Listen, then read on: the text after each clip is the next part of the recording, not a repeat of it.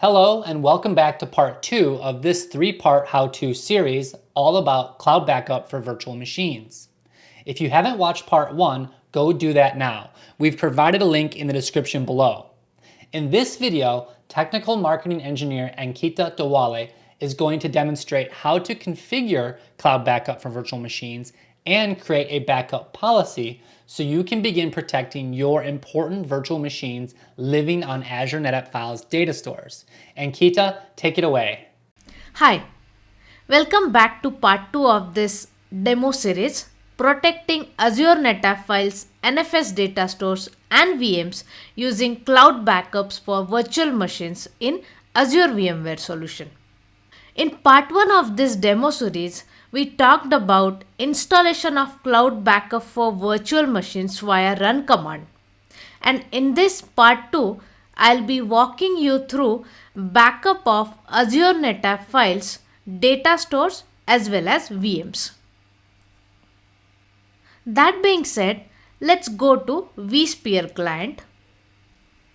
In Cloud Backup for Virtual Machine dashboard, you will see Getting Started page where there are 3 steps that needs to be performed.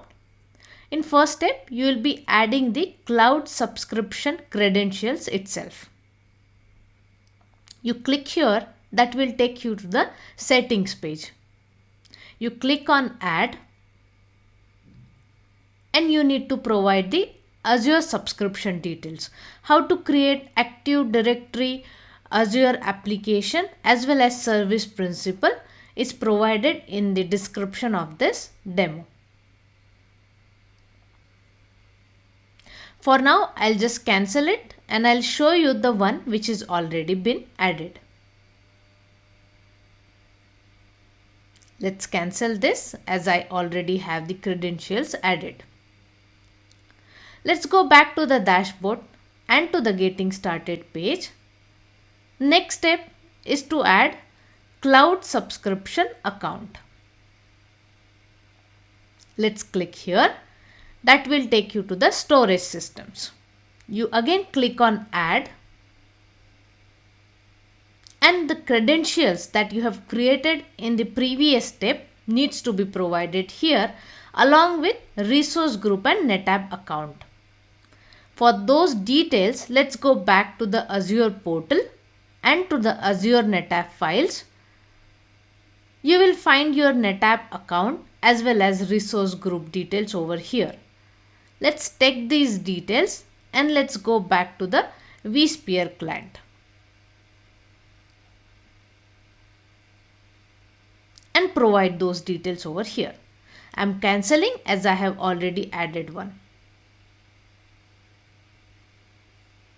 Let's go back to the dashboard again to the Getting Started. And now let's create a backup policy. Backup policy will define the retention frequency for the resource group. So let's talk about the backup policy creation and then the resource group. So you will land to the policy page. You can see that few policies I have already created with subsequent schedule type. Let's create few more. So this one I am naming it as daily backup policy. You can provide description as well. From a retention standpoint, you can have days to keep, backups to keep and never expire. So let's do backups to keep and let's say 12 backups. Frequency is daily. You also have advanced option over here in case if you are willing to have VM consistent backups where we quiesce the VM, flush all the IOs to the on tap and then take a backup, then you can click on it. For now, I'll just keep it as it is. That's it. Policy has been created. Let's create one more on-demand policy.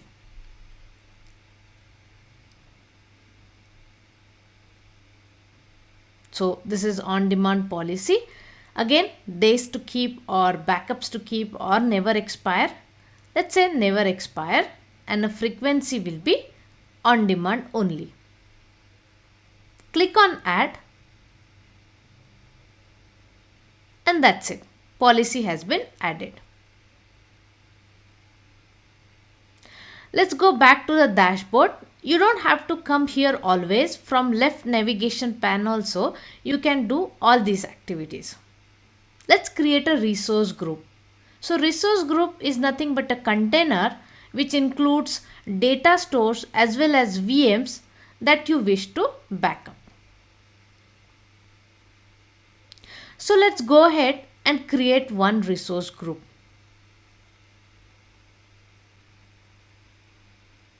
And description if you wish to.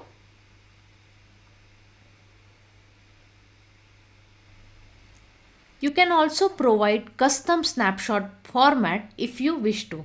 Either you can give resource group name or policy name, host name, schedule type, or if you wish to have a custom text, maybe every enterprise needs its own department names to be assigned or something, that can be easily done. That custom snapshot will have a custom name you have provided along with a timestamp. Let's click on next. So here you have a scope. Either you can protect at data store level or a virtual machine level. If you say virtual machine, you have a parent entity to choose from, and then you can actually search for VM name. If you have hundreds or thousands of VMs available, you provide the name and then you can search for it and you can protect it. But for this demonstration purpose, I'll select scope as data stores. So let's just select a data store called test wall 4.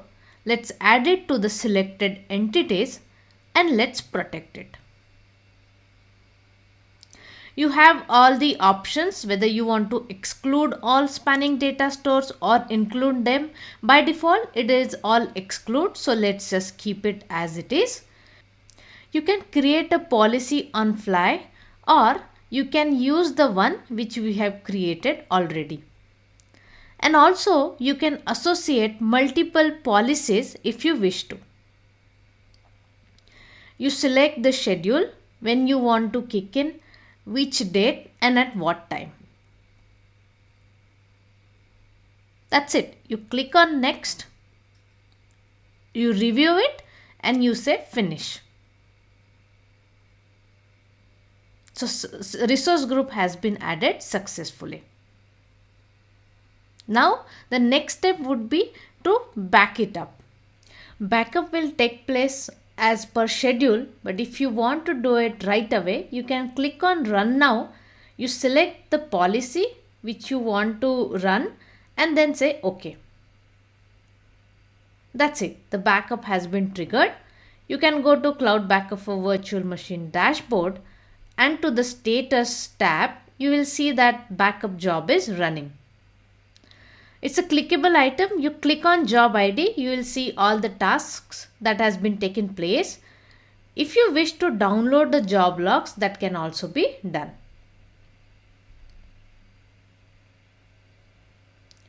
Okay, so the backup has been successful now.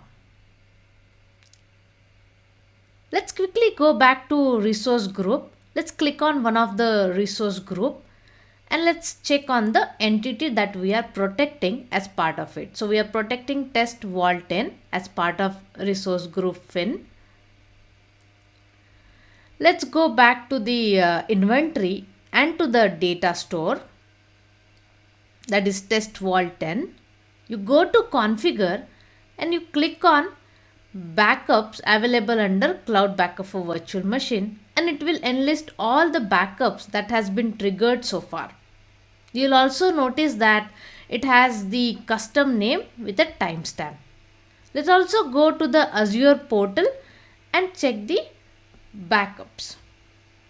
You go to Azure NetApp Files account. Then you click on the volumes. And by the way, these are the volumes that has been attached as ANF data stores to the vSphere client. The one which we are looking at is test pool 10. You go to snapshots and you will find all the snapshots are available here. So we are done with the backup part of it. Thank you so much for watching this part of the series. See you on the next part where I'll be showcasing restoring of the virtual machine as well as particular disks.